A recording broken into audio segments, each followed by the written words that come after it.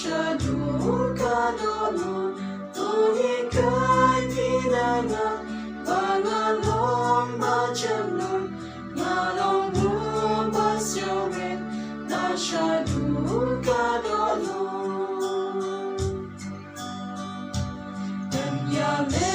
kan pala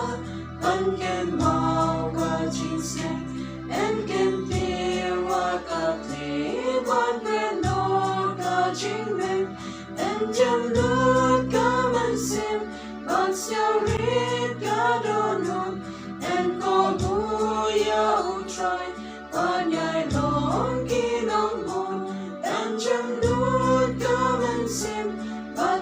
rit ka donon en ko buya utrai ban yai long kinong mon